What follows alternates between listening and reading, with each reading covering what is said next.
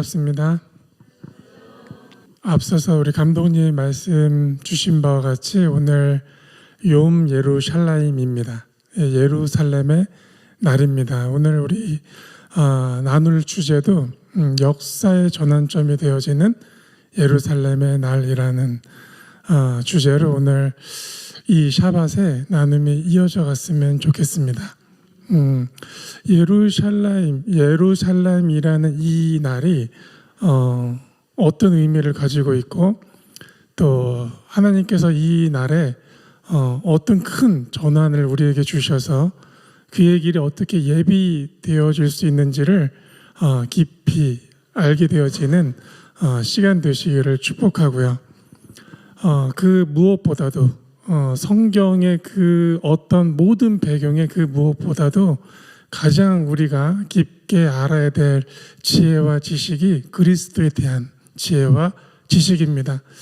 가장 고상한 지혜요, 가장 고상한 지식입니다.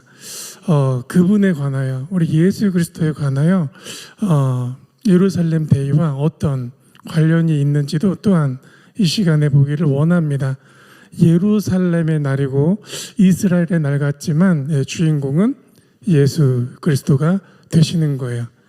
왜냐하면 저 도시, 예루살렘의 저 도시의 권자의 주인이 예수 그리스도이시기 때문입니다. 잘 아시듯 이스라엘의 건국이 1948년도에 일어났습니다. 우리 이제 특별한 연도를 외우셔야 돼요. 1948년도 동시에 대한민국도 1948년도에 국가가 승인됐어요. 나라로서 출발했습니다. 그러니까 이 연도는 잃어버리시면 안 돼요. 이 1948년도 이스라엘이 5월에 건국이 되자마자 전쟁이 일어납니다. 나라가 회복되자마자 전쟁이 일어났어요. 어떻게 싸울 수가 있었을까요? 이스라엘이 건국을 하자마자 그 독립전쟁이라고 말하는 그 전쟁에서 이스라엘이 지금 우리 오늘 소개된 바와 같이 예루살렘에 대한 그 권한을 온전히 차지할 수가 없는 결과를 맞이합니다. 48년도 5월 이후에 이스라엘이 분명히 땅이 주어졌음에도 불구하고 바로 전쟁이 일어났기 때문에 그 전쟁의 결과로 오늘날에 저희가 알만할 지명은 예루살렘의 올드시티 혹시 방문해 보셨습니까? 우리 예루살렘 하면 우선 사진으로 보여지는 곳이 황금돔 성전이 있었던 황금돔이 보여지는 성전산, 그리고 올리브산, 그리고 올드시티 많이 소개됐었죠, 그죠? 그곳이 1948년도 이후에 유대인들의 손에 돌아가질 못했습니다.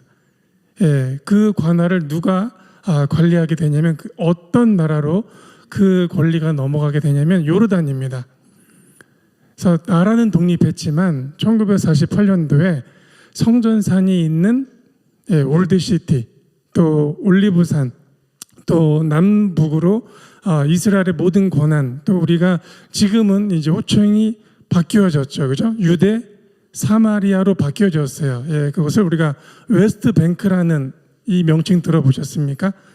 그 명칭 안에 있는 또 예루살렘의 올드시티를 포함한 성전산, 올리브산 이 모두를 요르단의 관할로 넘겨지게 되어지는 결과를 맞이합니다. 그 뒤로 1967년경이 됐을 때, 그러니까 이스라엘은요 건국하자마자 나라를 없애기 위한 전쟁이 멈춰져 본 적이 없습니다.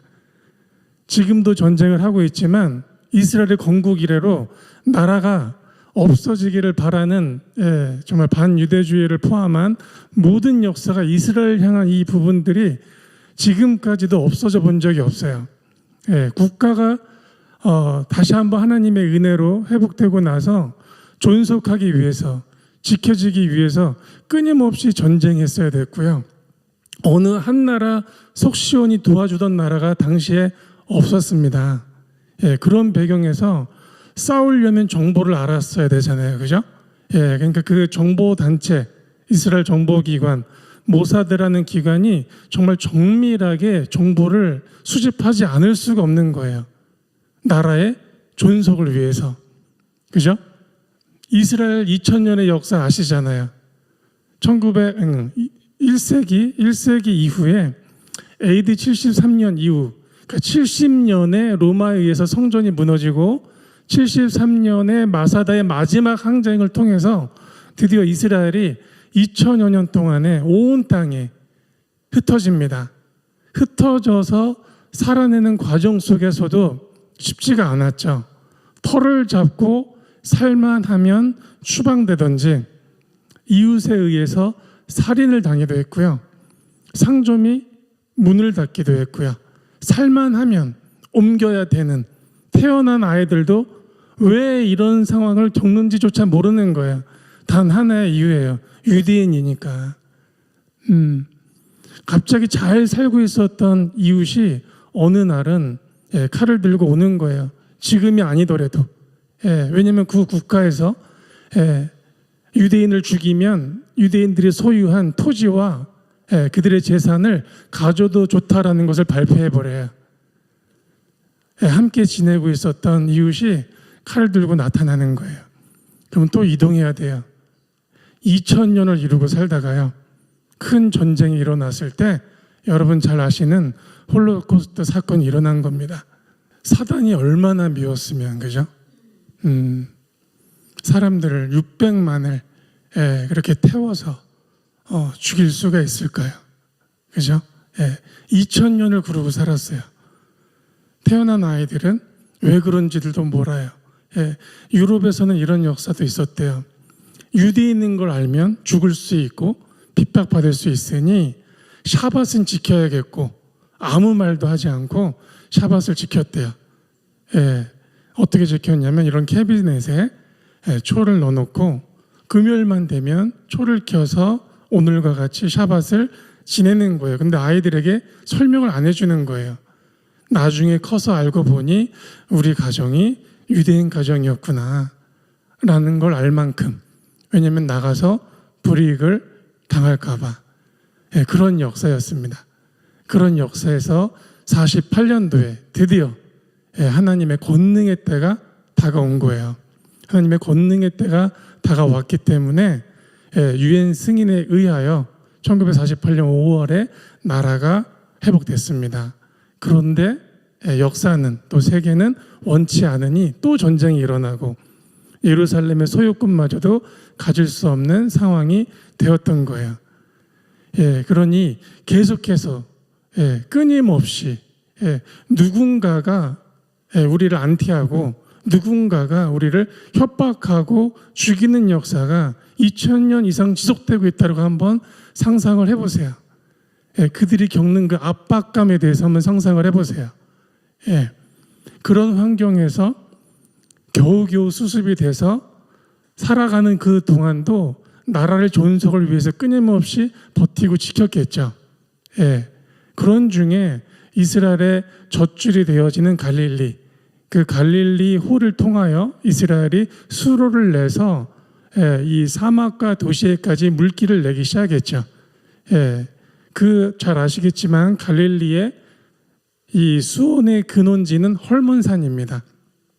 그 헐몬산 기슭의 옆에 어떤 나라가 있냐면 시리아라는 나라가 있어요. 그래서 이스라엘의 멸절을 위해서, 이스라엘의 공급을 차단하기 위해서 그 헐몬산의 기슭의 근원지, 당시에는 시리아에게 속한, 골란고원 전체가 시리아에게 속한 땅들이었기 때문에 이제 그 수로의 방향을 바꾸는 댐 공사를 하려고 했고요. 남쪽에서는 이집트가 일어나기 시작했습니다.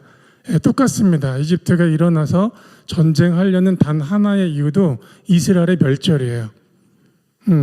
48년도 이후에 북쪽으로는 시리아가 갈릴리의 이 수자원을 막으려 했고, 남쪽에서는 이집트가 일어나서 이스라엘 멸절을 외치고 있고, 이집트가 이제는 요르단까지 부추겨서 이번에 완전히 끝을 내자는 거예요. 예. 이스라엘의 한 모든 전쟁은요, 주변국에 의해서 멸절이에요. 단 하나의 이유예요. 없어지라 이거예요. 예. 그토록 미움받았던 그게 이제 67년도, 1967년도에 가서는 아주 극에 달한 거죠. 예. 드디어 이 이집트는 전쟁을 결정합니다. 그리고 이 요르단을 부추겨서 또한 전쟁에 참여시키길 원했고, 북쪽에서는 시리아가 일어나기 시작하는 그 시점, 더 이상 이스라엘은 다른 선택할 방법이 없는 거예요. 예, 이 남쪽의 이집트와의 전쟁을 이스라엘이 감행을 합니다. 예, 며칠 전쟁을 했을까요? 10초, 그죠? 예, 6일 전쟁했습니다. 근데 왜 6일 전쟁을 하게 됐을까요? 잘 아시듯 하나님의 안식을 하나님 앞에 섬기기 위해서 세 나라하고 싸워야 돼요. 남쪽으로는 이집트, 동쪽으로는 요르단, 북쪽으로는 시리아. 한 나라가 제 정비도 다 갖춰지기 전에 세 나라와 싸워야 돼요. 지금 첫 번째 우리 지도 보고 계신데요.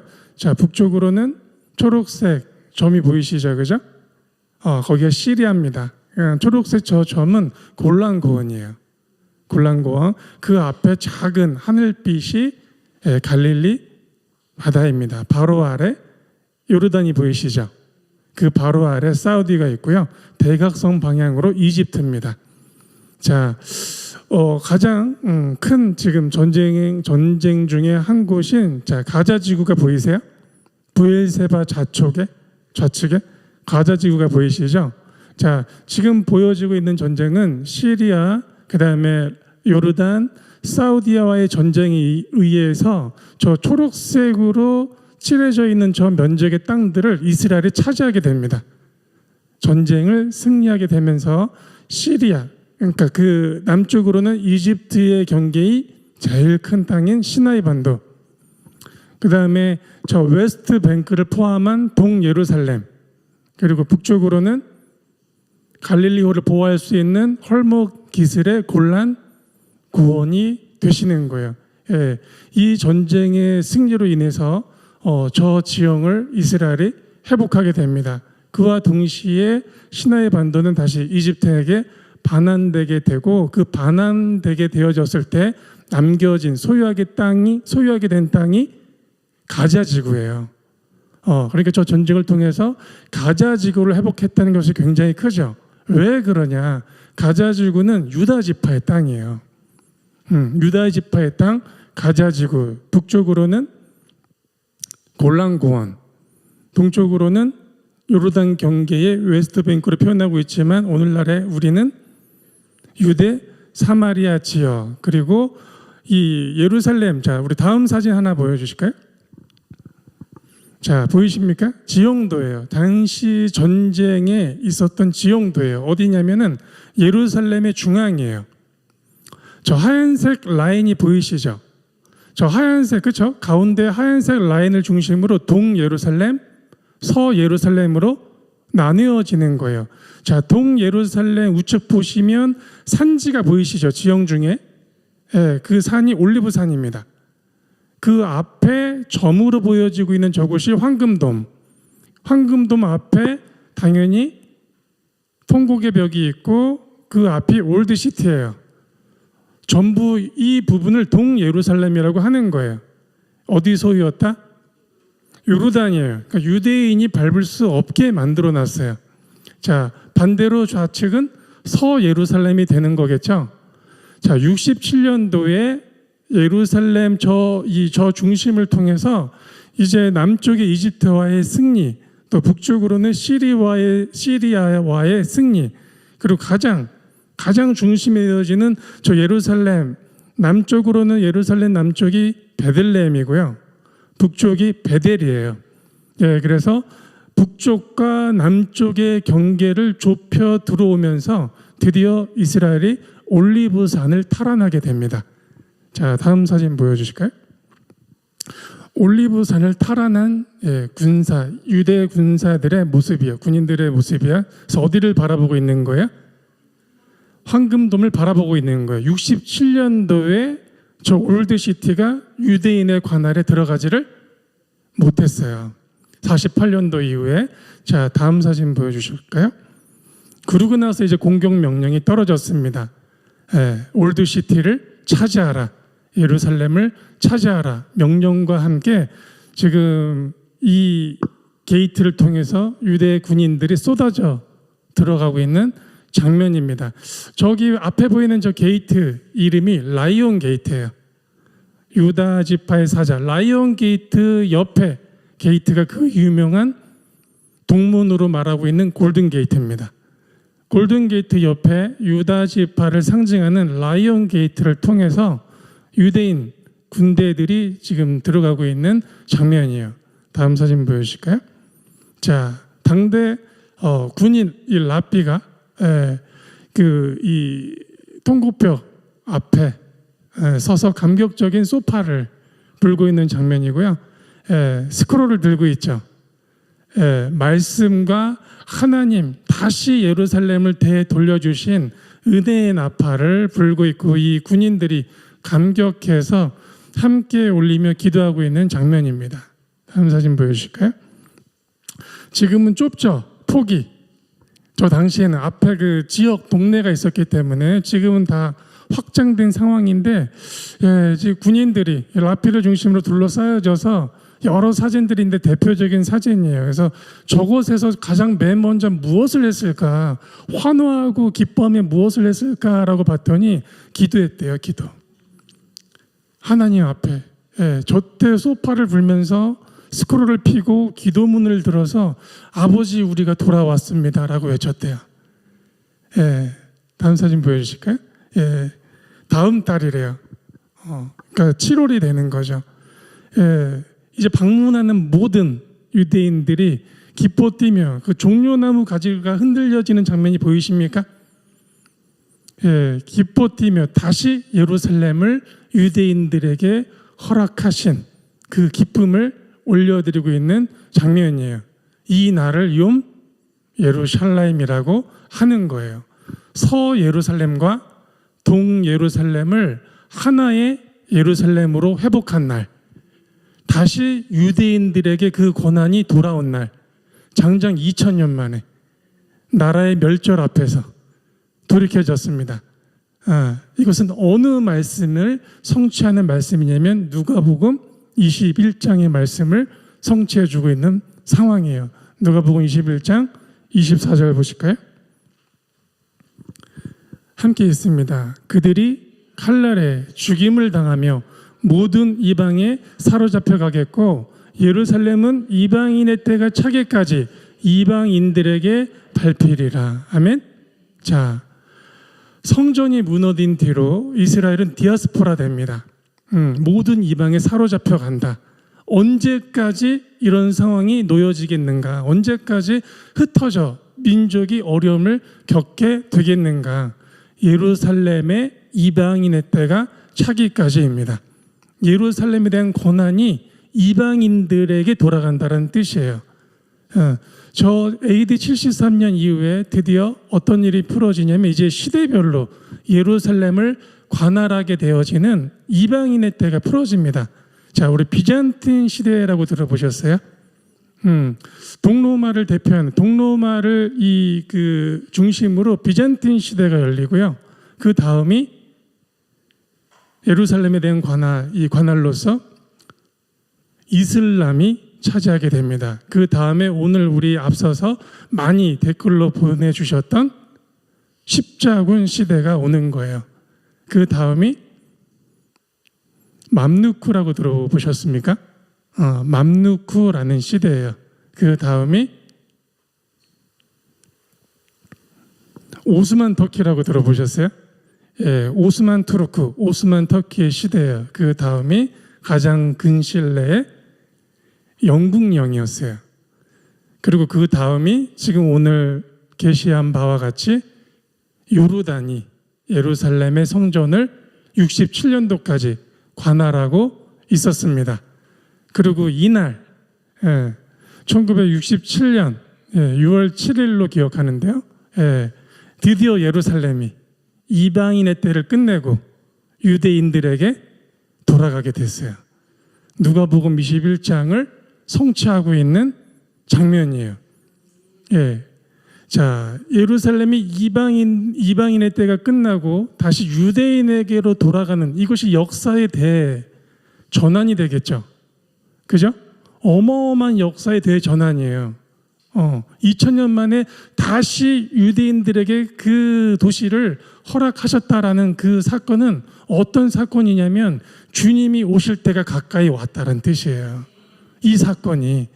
그러니 예수님의 오심을 고대하고 바라는 하나님의 사람들은 이 날을 기억하셔야 되는 거예요. 예, 우리가 주의 길을 예비하라라고 외치시고요. 그죠? 마라나타 주 예수여 어서 오시옵소서라고 외치고 있습니다. 그리고 일어나고 있는 이 영적 흐름이 반유대주의가 일어나고요. 저 예루살렘의 주인이 유대인이 아니라고 하고 있고요. 저 이스라엘이 성경의 이스라엘이 아니라고 하고 있다면 교회마저도 어떻게 주의 길이 예비되겠어요? 주님은 언제 어떻게 어디로 어떤 권자에 앉으시라는 거예요. 예, 오리무중이 되는 거예요. 정말 막말로 하면. 자, 하나님께서는요 그의 진리를 1.1행 모두 완성하세요. 그래서 하나님이세요. 예, 하나님과 동행한다는 것은 그분의 역사를 그분의 진리의 완성과 함께 따라가시는 겁니다. 예, 48년도 이후에 67년도에 저 말씀이 성취되고 나서요, 예, 드디어 본격적인 예루살렘 유대인의 시대가 도래된 겁니다. 그럼 이제 이방인들을 모른 체 하겠다 이런 포커스가 아닙니다. 제발. 주님이 오셔야만 열방이 회복되잖아요. 그죠? 그걸 보셔야 된단 말이에요. 자, 우리 말씀 하나 더 보실게요. 마태복음 23장 보세요. 37절에서 39절 우리 함께 있습니다. 예루살렘아 예루살렘아 선지자들을 죽이고 내게 파송된 자들을 돌로 치는 자여 암탉이 그 새끼를 날개 아래에 모음같이 내가 내 자녀를 모으려 한 일이 몇 번이더냐. 그러나 너희가 원하지 아니하였도다. 보라 너희 집이 황폐하여 버려진 바 되리라. 내가 너희에게 이르노니 이제부터 너희는 환송하리로다. 주의 이름으로 오시는 이여 할 때까지 나를 보지 못하리라 하시니라. 자, 우리 38절 잠깐 보시면요. 보라 너희 집이 황폐하여 버려진 바 되리라. 언제까지? 이방인의 때가 차기까지. 이해되십니까? 그러고 나서 이방인의 때가 지나면 다시 회복되는 때가 온다라고 주님이 말씀하시는 거예요. 다시 예루살렘이 예수님을 향하여 찬송하리로다. 주의 이름으로 오시는 이여 우리의 메시아 우리의 구원자여라고 외치는 날이 온다는 거예요. 예루살렘이 예수님을 향하여 구원자, 메시아, 하나님이라고 외치려면 예루살렘이 유대인들에게 돌이켜져야 돼요. 그래야 외칠 수가 있는 거예요. 그죠? 왜 그렇게 주변국이 으르렁대고 이스라엘에 핵을 쏴야 된다고 하고 예루살렘을 없애야 된다고 하는지 단순히 유대인 멸절만의 목적이 아니죠. 예수님 오지 말란 소리예요. 예수님을 대적하는 거라고요. 저 회복을 통해서 유대인들이 예루살렘의 소유 이 고난이 회복됐을 때 그들에게 남겨진 몫이 뭐냐면 예수님을 오게 하시는 그 외침이 예루살렘이 갖고 있는 계시 중에 하나란 말이에요. 그죠? 이해되십니까? 예. 이 날의 주인공이 예수님이라고요. 예. 이 날을 위해서 주님이 십자가의 담을 허셨죠. 이제는 유대와 이방인을 하나 되게 하셨죠. 한 세 사람이 되게 하셨죠. 이제는 한 세 사람으로서 같이 외쳐야 된단 말이에요. 그러기 위해서는 유대인들에게 예루살렘이 반드시 돌이켜져야 되는데 말씀에서는 그 때를 이방인의 때라고 말씀하고 계신 거예요. 자, 반유대주의가 일어나서 교회마저도 유대인을 하나님이 버림받게 하셨다라고 정말 믿고 있다면 에베소서가 무효가 되는 거예요. 이해되십니까? 유대인과 이방인의 담을 허셔서 한 세 사람이 되게 하시겠다라고 하시는데 예수님이 유대인들을 버렸다면 담을 허실 필요도 없죠. 한 세 사람도 될 필요가 없죠. 주님이 오실 조건이 사라져요. 이해되십니까? 예. 예루살렘의 회복 자체에 유대인들의 회복은 곧 무엇을 의미하냐면 그들에게 예수님을 바라보는 그 베일이 벗겨질 때가 됐다라는 뜻이에요. 그럼 그 베일이 벗겨지기 위해서 바울은 뭐라고 외쳤냐면 그들로 시기나게 해라 제발. 그들로 시기나게. 예수님이 저 나라 이스라엘의 메시아이심을 알게 하는 그 시기함을 이방인들이 제발 보여야 된다는 거야. 예, 너희가 한 몸임을 잊지 말라는 거예요. 하나님께서 보시는 몸이세요. 교회의 몸이십니다. 담이 흘린 이스라엘과 열방이 하나 된 몸. 그 몸으로서 예루살렘에서 주를 향해서 외치라 하는 거예요. 찬송하리로다 주의 이름으로 오시는 이. 근데 그 외칠 수 있는 조건이 이방인의 때가 차기까지라는 포인트가 있는데 67년도에 저 전쟁을 통해서 드디어 조건이 회복됐습니다. 마태복음 23장이 회복되기 시작하는 거죠. 이해되십니까? 자, 24장 가보세요. 마태복음 24장 30절에서 34절 보실게요. 자, 그때 인자의 징조가 하늘에서 보이겠고 그때 땅의 모든 족속들이 통곡하며 그들이 인자가 구름을 타고 능력과 큰 영광으로 오는 것을 보리라. 그가 큰 나팔 소리와 함께 천사들을 보내리니 그들이 그의 택하신 자들을 하늘 이 끝에서 저 끝까지 사방에서 모으리라. 무화과 나무의 비유를 배우라. 그 가지가 연하여지고 잎사귀를 내면 여름이 가까운 줄을 아나니 이와 같이 너희도 이 모든 일을 보거든 인자가 가까이 곧 문 앞에 이른 줄 알라. 내가 진실로 너희에게 말하노니 이 세대가 지나기 전에 이 일이 다 일어나리라. 아멘. 주님이 마리를 이 티칭하신 부분이시죠. 그죠? 당신이 오시게 되어지는 징조를 지금 설명하고 계시죠. 그리고 어떤 비유를 배우라 하셨어요? 무화과 나무의 비유를 배우라. 무화과 나무의 비유 중에 무화과 나무가 어디를 지칭하고 있는지 아시죠? 이스라엘입니다. 이스라엘 중에서도 지금 예루살렘이 유대인들의 관할로 회복된 시즌에 살고 계신 거예요. 그러면 뭐라고 하셨어요? 주님이 인자가 가까이 온 줄을 알아라. 주님이 가까이 오실 때가 됐다라는 것을 무엇으로 아냐 우리가? 이 말씀 갖고 무화과 나무의 회복을 가지고 예루살렘이 다시 유대인들 관할로 회복되어져서 주님에 의해서 이스라엘과 이방이 한 몸으로서 주님을 마중할 수 있는 모든 조건을 갖게 됐던 거예요. 이해되십니까? 인자가 가까이 이른 줄을 알아라. 아멘. 그러니 얼마나 지금 귀한 때예요. 그죠? 그러고도 이스라엘이 또 전쟁하고 있죠. 그죠? 저 이스라엘 전쟁은 그럼 어떤 전쟁이 되시는 거예요? 주님을 오게 하시는 이방인과 유대인이 그리스도 안에서 하나 될 수 있는 그들의 베일도 벗겨지고 이슬람의 특별히 이란 땅에 그 무슬림들의 눈의 베일이 벗겨져서 자, 한 몸을 이루게 되어지는 아멘. 얼마나 원수가 싫어하겠어요. 죽이려고 길을 쓰고 있는 저 이란 땅에 성도들이 일어나기 시작했습니다. 엄청나게 기도하고 엄청나게 외치고 있다라고 듣게 됐어요. 예, 지금 이 시즌에 이란 땅의 교회들에게 에스더와 같은 하나님의 기름이 부어져야 됩니다. 예, 우리 왕께 모든 것을 외쳐서 하만과 하만의 계획들이 무너지듯이 자, 전쟁이 어설프게 끝나면 안 된다. 그죠? 예, 머리가 끝나기 전에는 전쟁이 끝난 게 아닌 거예요. 이해되십니까? 예, 적당한 타협으로 끝이 나면 무너진 것만 있지 회복된 것은 없을 수가 있습니다. 우리의 신앙도 마찬가지 아닐까요? 우리의 머리가 그리스도가 아니면 온전한 회복이 아닌 것과 같이 이란의 나라의 머리가 그리스도가 서지 못하시면 온전한 회복도 아닌 거예요. 예. 듀안 라피가 이런 표현을 쓰셨습니다. 예수님을 믿는 진정한 유대인은 누구인가? 진정한 크리스찬은 누구인가? 진정한 유대인도 진정한 크리스찬도 예수님을 만난 자다. 예. 예수님을 만나야 진정한 유대인이다. 바울과 같이 예수님을 만나야 진정한 이방 교회다. 우리 모두가.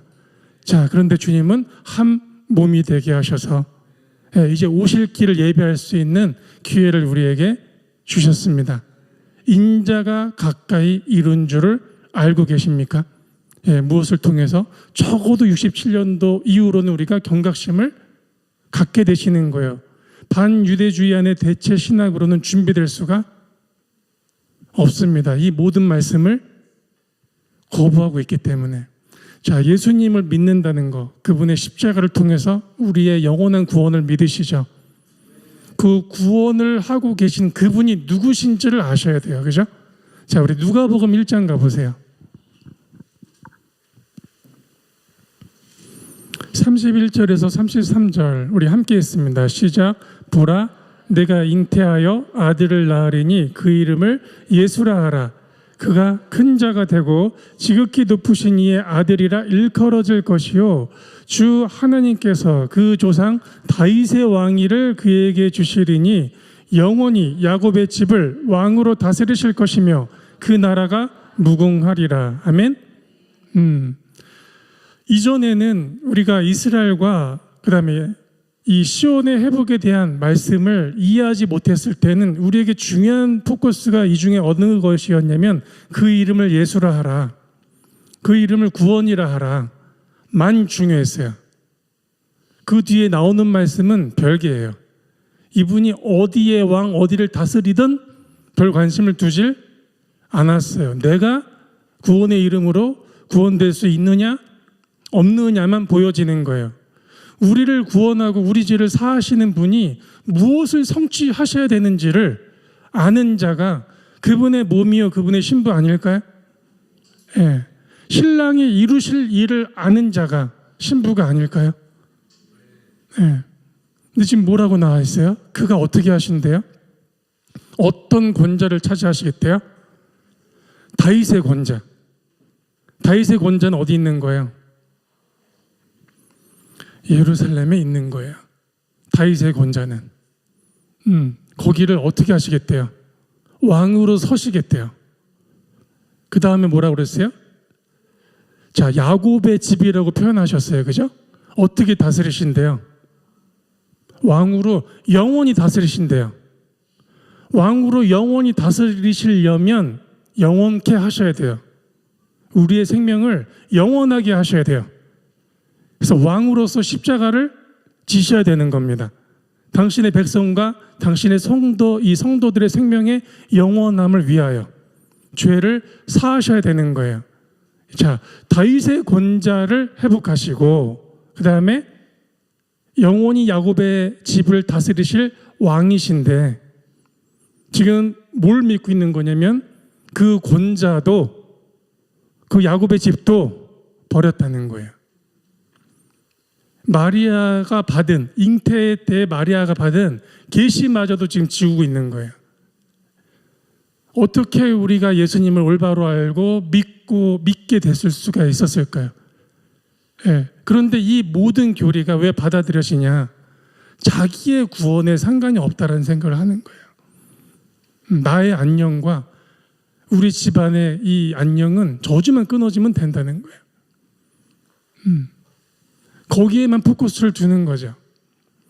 예수님께서 완성하시지 않는 한 그 누구도 완성될 수 없어요. 예수님께서 회복하시지 않는 한 그 누구도 회복할 수 없어요. 예수님으로 말미암지 않고는 아버지에게로 갈 차가 없어요. 그가 문이시고요. 그가 길이세요. 그분이 죽음으로 들어가지 않는 한 죽고 싶어도 못 죽는 거예요. 그분이 부활로 일어서지 않는 한 부활이라는 생명은 우리에게 허락이 되지 않는 거예요. 그가 이 집을 다스리셔야만 약속을 회복하시는 거예요. 그래야 열방이 회복받습니다. 이 약속을 누가 맺으신 약속이냐면 이 약속이 다윗과 맺으신 약속이에요. 다윗의 언약이라고 들어보셨어요? 사무엘하 잠깐 보실게요. 5장 먼저 보십니다. 사무엘하 5장 7절입니다. 다윗이 시온 산성을 빼앗았으니 이는 다윗성이라. 다윗이 시온 산성을 회복합니다. 자, 예루살렘, 이 샬렘이라는 이 도시의 지명은 창세기에 먼저 나와요. 아브라함이 멜기세덱을 만났을 때 멜기세덱을 샬렘 왕 의의 멜기세덱이라고 소개합니다. 기억나십니까? 그때 이후로 예루살렘 시온을 이스라엘의 수도로 중심으로 회복한 왕이 다윗이에요. 저 뒤에 주님이 다윗과 영원한 언약을 맺습니다. 사무엘하 7장 16절 보여주세요. 함께 있습니다. 시작.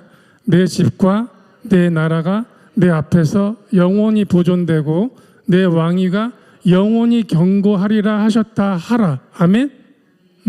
내 보좌와 내 집과 내 나라가 영원하리라. 이게 다윗과 맺으신 약속이에요.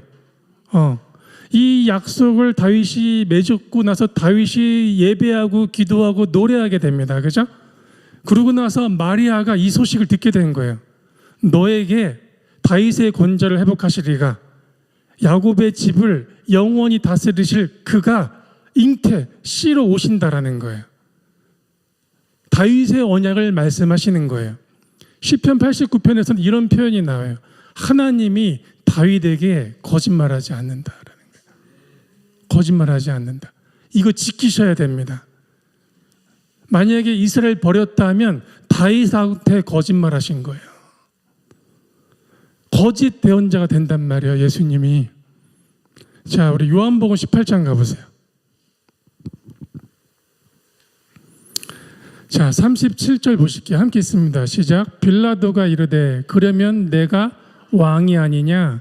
예수께서 대답하시되 내 말과 같이 내가 왕이니라. 내가 이를 위하여 태어났으며 이를 위하여 세상에 왔나니. 아멘. 곧 진리에 대하여 증언하려 함이로다. 무릇 진리에 속한 자는 내 음성을 듣느니라 하신대. 아멘. 자, 이 음성이 들리십니까? 우리가 진리에 속해 있다면, 우리가 그분의 몸이라면 어떤 표현을 이해하셔야 돼요? 빌라도에게 고난을 받으셨어요. 그죠?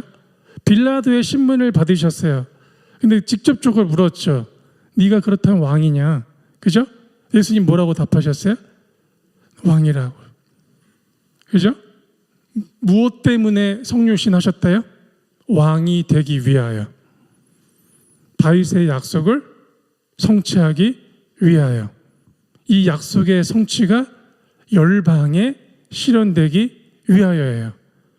자, 우리 로마서로 가보실게요. 11장. 자, 말씀을 잘 따라오고 계세요? 자, 25절에서 29절 함께 있습니다. 시작. 형제들아, 너희가 스스로 지혜 있다 하면서 이 신비를 너희가 모르기를 내가 원하니 아니하노니, 이 신비는 이방인의 충만한 수가 들어오기까지 이스라엘이 더러는 우둔하게 된 것이라. 그리하여 온 이스라엘의 구원을 받으리라. 기록된 바 구원자가 시온에서 오사 야곱에게서 경건하지 않은 것을 돌이키겠고, 내가 그들의 죄를 없이 할 때에 그들에게 이루어질 내 언약이 이것이라 함과 같으니라. 복음으로 하면 그들이 너희로 말미암아 원수된 자요, 택하심으로 하면 조상들로 말미암아 사랑을 입은 자라. 하나님의 은사와 부르심에는 후회하심이 없느니라. 아멘. 이것도 딱 이제 29절만 딱 뜯습니다. 그리고 뭘로만 설명하냐면 은사로 설명해요. 그래서 그분의 은사는 후회하심이 없대요. 다 평등해. 그렇게 얘기해요. 하나님의 후회하심이 없다는 것은 이 신비예요. 이스라엘의 무너짐 속에서 열방을 구속사의 과정을 가시는 것, 예루살렘의 황폐함을 허락하시는 것, 이방인의 때가 차기까지 닳도록 두시는 하나님의 그 오래 참으심, 거기에 후회하심이 없다. 예, 내가 이루겠다라고 하시는 거예요. 하나님의 신비라고 표현합니다. 예, 주님께서 놀라운 표현을 바울에게 주셨어요. 제발 로마서 11장이 이 베일이 이 욤 예루살렘에 벗겨지는, 이 교회 안에 벗겨지는 대역사가, 대전환이 일어나기를 참으로 기도합니다. 우리 눈에 보인 바와 같이 이 장면에 구원자가 누군지를 아셔야, 왜 예수님이 누군지를 아셔야 그가 그리스도이심을 배우시게 되시는 거예요. 자, 아모스 9장 한번 가보실게요. 아모스 9장 11절에서 15절. 우리 오늘 말씀을 많이 읽는 이유는 우리의 모든 믿음의 근거가 말씀에 있다는 것을 보여드리기 위함이에요. 알고 계신 분들도 계시지만 보고 알게 되실 분들을 위해서 오늘 말씀을 많이 읽습니다. 그래서 주변에서 물으신다면 말씀을 보여주세요. 우리의 말이, 우리의 주장이 아니라 하나님이 선지자들을 통해서, 제자들을 통해서 계시한 바와 같다라고 전달하셔야 돼요. 자, 아모스 9장 11절 이하 읽습니다. 그날에 내가 무너진 장막을 일으키고 그것들의 틈을 막으며 그 허물어진 것을 일으켜서 옛적과 같이 세우고 그들이 에돔의 남은 자와 내 이름으로 일컫는 만국을 기업으로 얻게 하리라. 이 일을 행하시는 여호와의 말씀이니라. 여호와의 말씀이니라. 보라, 날이 이를지라. 그때에 파동하는 자가 곡식 추수하는 자의 뒤를 이으며 포도를 밟는 자가 씨 뿌리는 자의 뒤를 이으며 산들은 단 포도주를 흘리며 작은 산들은 녹으리라. 내가 내 백성 이스라엘이 사로잡힌 것을 돌이키리니 그들이 황폐한 성읍을 건축하여 거주하며 포도원들을 가꾸고 그 포도주를 마시며 가원들을 만들고 그 열매를 먹으리라. 내가 그들의 땅에 심으리니 그들이 내가 준 땅에서 다시 뽑히지 아니하리라. 내 하나님 여호와의 말씀이니라. 아멘. 놀라운 말씀입니다. 아모스 9장 11절 이하는요, 1948년도 5월에 벤구리온에 의해서 선포된 말씀이에요. 이스라엘의 건국의 목적입니다. 하나님께서 다시 돌이켜 오시어서 옛적과 같이 다윗에게 맹세하신 바대로 그 장막을 회복하시고, 다윗의 장막 회복 안에는 그리스도의 권자, 그리스도의 나라, 그리스도의 사람들이 된 회복이 약속되어져 있는 거예요. 주님께서 하시겠대요. 주님께서 이것을 이루시겠대요. 그래서 무엇이라고 또 나오냐면 황폐한 성읍을 고치게 하시겠대요. 자, 이방인의 때가 차기까지 예루살렘은 황폐함에 넘겨지죠. 자, 그 때가 끝나자 예루살렘은 그 황폐함을 끝내기 시작합니다. 실제로 건축하기 시작하세요. 자, 단 포도주를 내리라 산들이. 자, 이스라엘에 방문하신 분들 와인 드셔보셨어요? 단 포도주 드셔보셨어요? 못 드셔보셨어요. 이 샤밧의 단 포도주, 포도나무의 열매가 그 땅에 하나님께서 회복한 당신의 사람들을 땅에 모으기 시작하실 때 에브라임 산지와 온 들녘에 포도밭이 일궈지기 시작했어요. 포도즙이 짜졌고요. 말씀대로 그 단 포도를 내기 시작했습니다. 그 풍요가 시작돼서요, 그 광야에서 재배된 채소만 5천만이 먹을 채소가 나와요. 그 척박함 속에서요. 어마어마하죠. 하나님 약속 때문에. 다시 황폐한 성읍이 회복될 날이 오죠.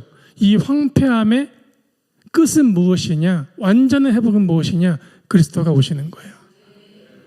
예수님이 오시는 거예요. 이스라엘의 모든 포커스는 그리스도를 향합니다. 그리스도의 언약과 그리스도의 1.1에게 모든 선지서의 말씀을 성취하심에 있는 거예요. 왜냐하면 주님은 진리를 완성하시면서 그 역사를 이루고 계시기 때문에. 자, 적어도 우리가 지금 읽혀진 말씀을 지고 계신다면 하나님의 때가 됐을 때 외치실 수가 있게 되시겠죠. 자, 이스라엘의 건국에 저 말씀이 선언됐고요. 67년도에는 아까 우리 읽으신 바와 같이 어떤 말씀이었어요? 이방인의 때가 차기까지 예루살렘은 이방인들에 의해서 밟히게 된다. 자, 몇 장 몇 절? 누가복음 21장 24절. 예, 반드시 이 48년도 그 다음에 67년도에 이 두 말씀은 반드시 잡고 계셔야 돼요. 그리고 그가 돌이키셔서 무엇을 하는가? 마리아에게 무엇이 계시가 됐는가?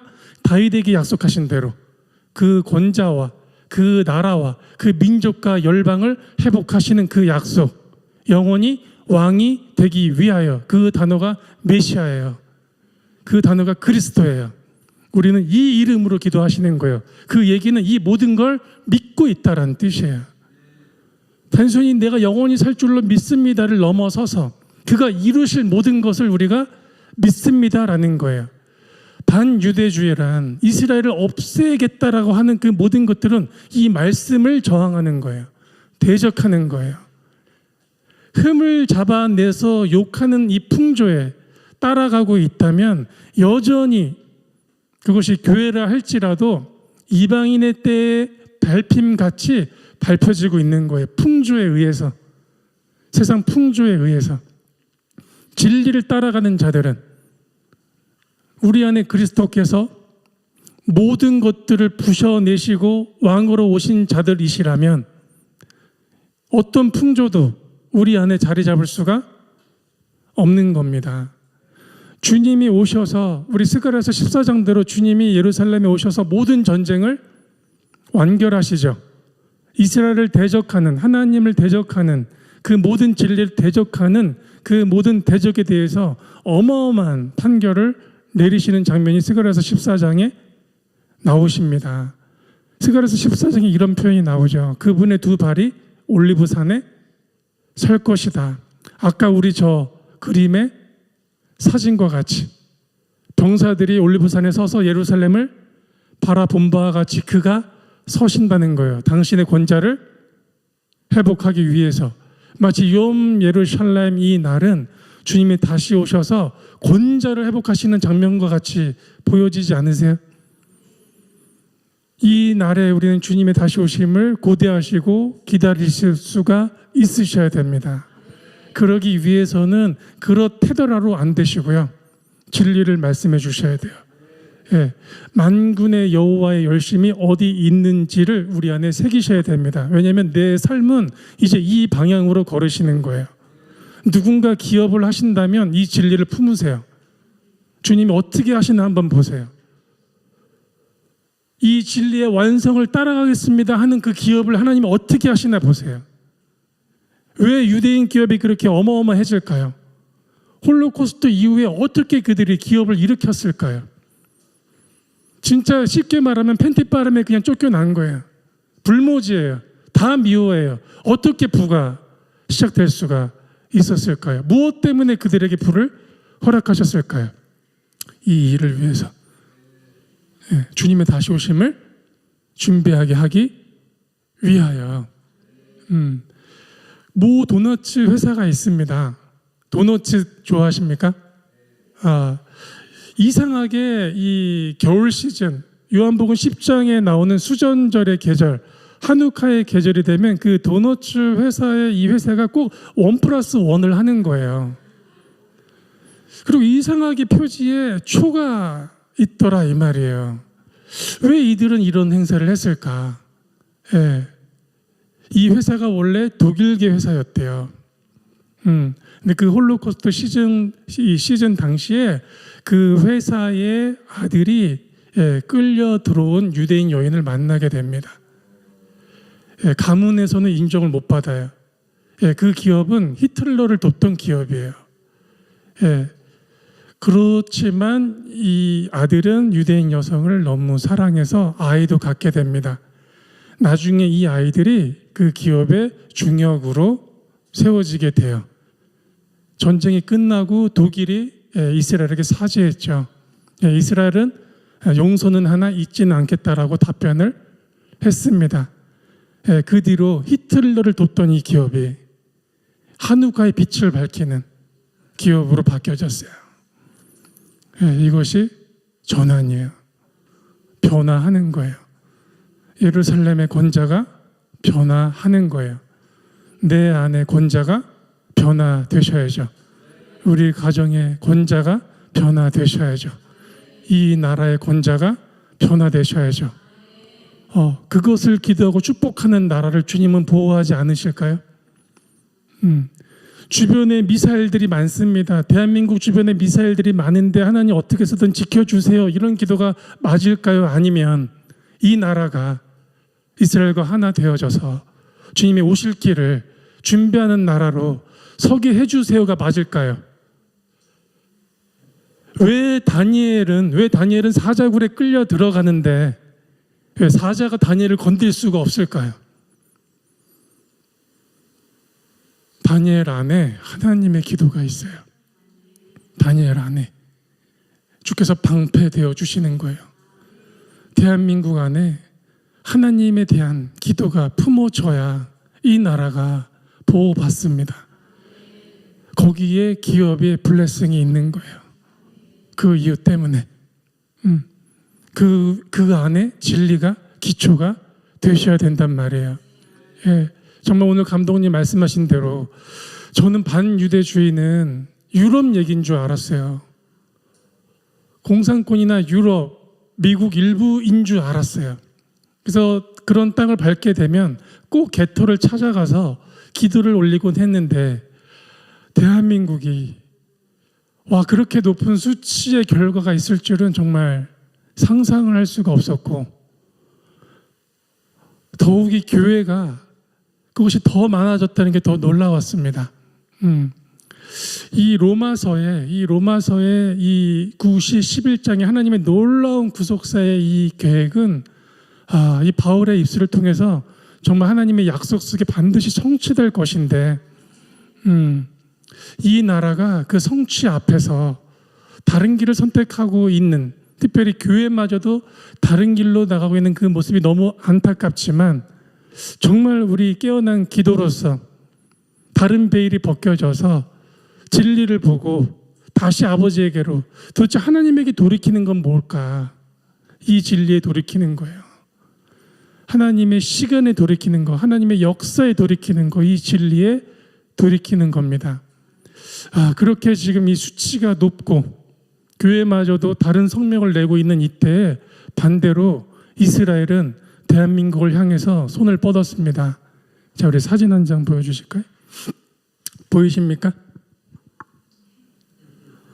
논스톱 플라이팅 보이세요? 어디서부터 어디까지일까요? 저 뒤에 우리 그림 한반도인 거 보이세요? 자, 서울이라고 쓰여져 있죠? 저희 2월에 전쟁 일어나기 일주일 전에, 저희 이스라엘에서 나오기 전에 저희가 이제 공항에서 대기하던 중에 저희 아내가 저것을 촬영하게 됐어요. 그러니까 제 방향에서는 보이지가 않았고 아내 쪽의 방향에서만 광고를 하고 있었어요. 너무 놀라서 촬영했습니다. 이스라엘의 그 LR 항공이 내년 3월 28일부터 논스톱 항공이 열리게 돼요. 이스라엘은요, 이 이후에 전쟁을 했어요.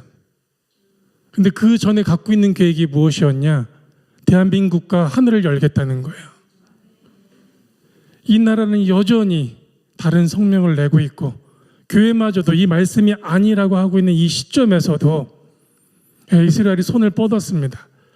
정말 어떻게 보여줬냐면, 하나님이라는 이 구원의 하나님, 원가지를 붙이고 싶은 하나님, 근데 하나님께서 이 약속의 대한민국을 놓고 싶지 않은 심정처럼 보여줬어요.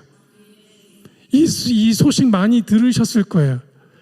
내년에 이스라엘 항공이 논스톱으로 열린데 그냥 열리는 정도가 아닌 거예요.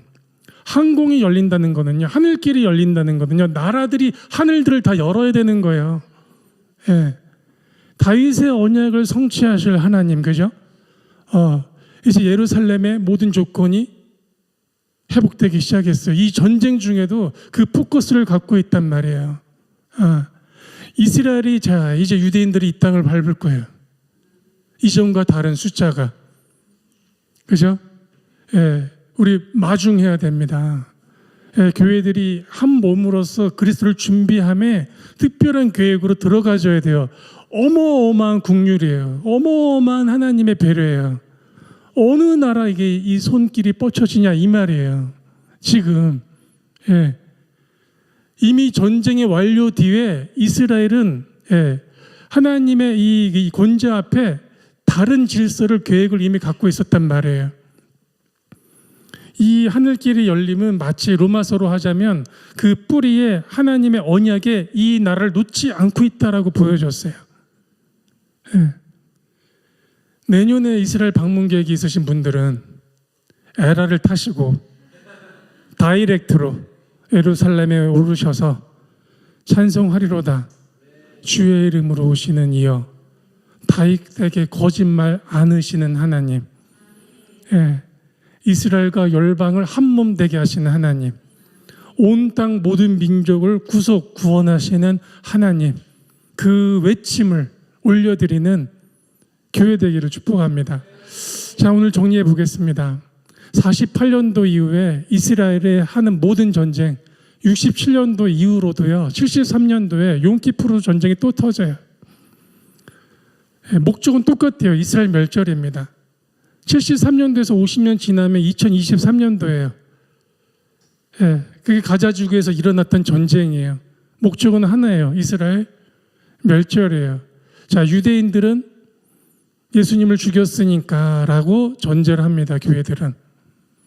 얼마만큼 큰 넌센스냐면 하나님은 모든 죄를 용서하시는데 십자가에 못 박힌 자들은 제외야 라고 말하는 거예요. 정말 그런 식으로 따지면 정작 못은 누가 박은 거예요? 로마가 가담했죠? 그럼 로마 빠질 수 있어요? 거기에? 이태리 그럼 뺄까요? 너무나 말도 안 되는 교리들이란 말이에요. 이스라엘이 없어졌을 때 그런 교리가 팽배하는 걸 어쩔 수가 없었겠지만 48년도 이후에 이 진리가 실제구나, 진짜구나, 하나님이 살아계시구나.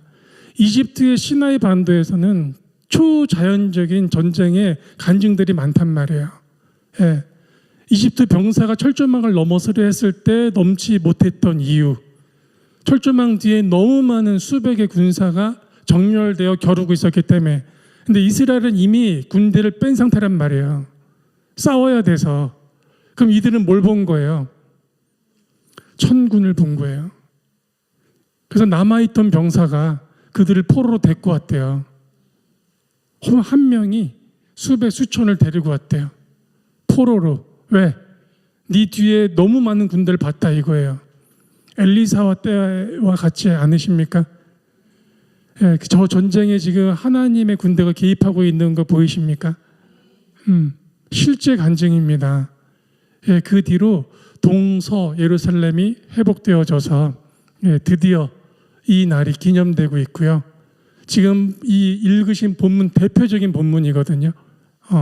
이 본문 외에 모든 말씀이 이 방향을 가르쳐요. 주님이 오시는 모든 방향을 가르쳐요. 보실 수 있으셔야 됩니다. 이 날이 그리스도의 날임을 보실 수 있으셔야 되고요. 그분이 주인공이심을 보실 수 있으셔야 되고요. 이 전쟁이 어떤 전쟁인지도 보실 수가 있으셔야 올바른 기도를 올려낼 수가 있게 되시는 거예요. 저와 여러분, 우리 안에 황폐함이 그리스도로 인해서 정비되기를 원합니다. 예루살렘의 이방인의 때와 같이 이 수많은 다른 통치가 짓밟혀졌다가 다시 예수님이 오실 길이 예비되어지는 것처럼 우리 안에 다른 황폐함으로 짓밟힘을 허락하지 않기를, 내가 짓밟히고 있다면 그리스도에게 그곳을 내어주시기를, 그분이 오셔서 그 전쟁을 끝내셔야 내 안에 샬롬이 오는 거예요. 예루살렘에 샬롬이 오는 겁니다. 그분이 평강의 왕이신 이유세요. 평강의 왕, 샬렘 왕 예수 그리스도가 되시는 겁니다. 오늘 이날 우리 기억함으로 인해서 이스라엘의 모든 예루살렘의 전환이 있었듯이 이란의 전환이 일어나기 원하고요. 대한민국의 전환이 일어나기 원하고요. 각 나라와 도시들의 전환이 일어나기 원합니다. 각 나라와 도시들이 이제 주님을 마중할 준비가 시작되기를, 본격화된 준비가 시작되기를 진짜 열방을 향해서 축복합니다. 이런 중에 브래드 TV 견디고 있는 거예요. 이 브래드 TV가 세계 평균보다도 높은 이 안티의 배경 속에서 함께 기도해 주셔야 돼요. 말씀에 근거하고 정확한 소식들이 보도가 되어져서 정말 모르고 계신 분들이 훨씬 많으시더라고요. 알지 못하거나 처음 들어봤다 하신 분들이 너무 많으시더라고요. 감독님 및 우리 스태프분들까지 중보해 주시고요. 이 영역이 예수님이 오시기까지 지켜질 수 있도록 기도해 주시기 바랍니다. 다 같이 기도하시겠습니다. 할렐루야. 주님 감사드립니다. 아버지 감사합니다. 예루살렘의 날을 기억해 주셔서 감사합니다. 이 날은 예수 그리스도의 날임을 올려드립니다. 당신이 약속하신 대로 야곱의 집에 다시 예루살렘의 도시를 허락하셨고 동서를 하나 되게 하셨고 이제 십자가로 그 담을 허사 유대와 이방이 한 몸이 되어 한 교회로서 예수 그리스도를 오시게 할 수 있는 그 준비를 허락해 주셔서 감사합니다. 주님을 대적하는 미사엘과 주님을 대적하는 그 스피릿이 하나님의 복음 앞에 아버지의 핏값 앞에 꺾여 파괴되고 무산되리라 믿습니다. 주님, 이 나라가 하나님의 다시 오심 이스라엘 회복에 가장 선봉에 세워지는 나라가 되기 원합니다. 그것이 이 나라의 통일의 이유입니다. 주 예수 그리스도 이름으로 기도드렸습니다. 아멘.